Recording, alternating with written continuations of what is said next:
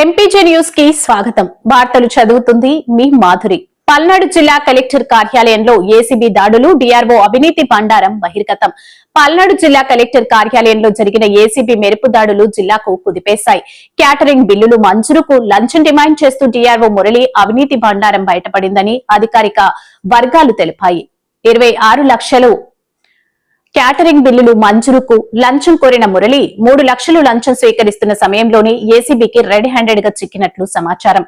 ఫైళ్లను కావాలని అడ్డుపెట్టడం, బిల్లులు మంజూరులో జాప్యం చేసి డబ్బులు వసూలు చేయడం, డబ్బులు ఇస్తేనే పని అన్న విధంగా వ్యవస్థాత్మకంగా అవినీతి కొనసాగిందన్న ఆరోపణలు ఇప్పుడు నిజమవుతున్నట్లుగా కనిపిస్తున్నాయి. ఇది ఒక్క కేసే కాకుండా మురళిపై గతంలోనూ పలు అవినీతి ఫిర్యాదులు ఉన్నాయని, దీర్ఘకాలంగా సాగుతున్న పెద్ద అవినీతి దందాకు ఇది కేవలం పైకి కనిపించిన భాగమేనని అధికారులు అనుమానిస్తున్నారు.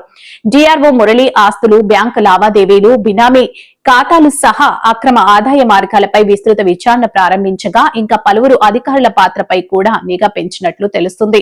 ఈ ఘటనతో పల్నాడు జిల్లాలో పాలన వ్యవస్థపై ప్రజల్లో తీవ్ర అసంతృప్తి వ్యక్తమవుతుండగా అవినీతికి పాల్పడిన వారిపై కఠిన చర్యలు తీసుకోవాలని ప్రజలు డిమాండ్ చేస్తున్నారు.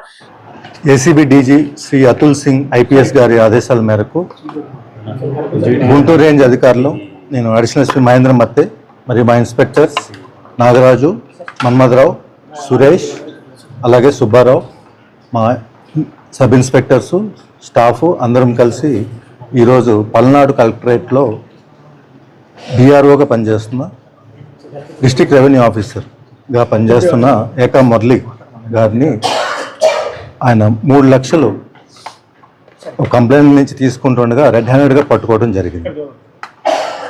ఈ 3 లక్షలు లంచం అనేది ఆయన 2023లో ఎక్స్సీఎం ప్రోగ్రామ్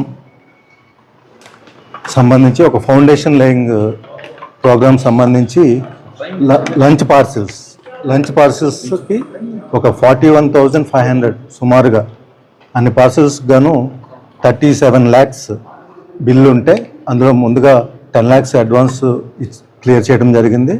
సబ్సిక్వెంట్గా మిగిలిన 26 చేంజ్ 26 lakhs అబోవ్ అమౌంట్కి చెక్ రిలీజ్ చేయడానికి గాను, అలాగే చెక్ ఇచ్చినందుకు గాను డిఆర్ఓ గారు సాగర్మాత క్యాటరింగ్ సర్వీసెస్ అనే వాళ్ళ దగ్గర లంచంగా 3 లక్షలు డిమాండ్ చేసి తీసుకుంటగా మేము పట్టుకోవడం జరిగింది రెడ్ హ్యాండెడ్గా.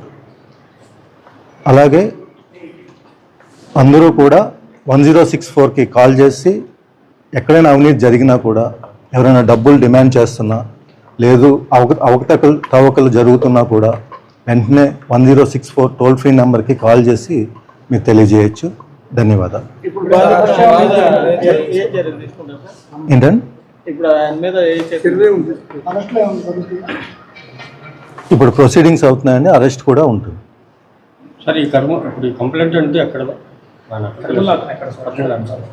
అంటే అతను లోకలేనండి, అతను సాగర్మాత క్యాటరింగ్ సర్వీసెస్ తరఫున అతను బాధితుడు. Okay, thank you. మరిన్ని తాజా వార్తా విశేషాల కొరకు ఎంపీజే న్యూస్ ఛానల్ ని చూస్తూనే ఉండండి.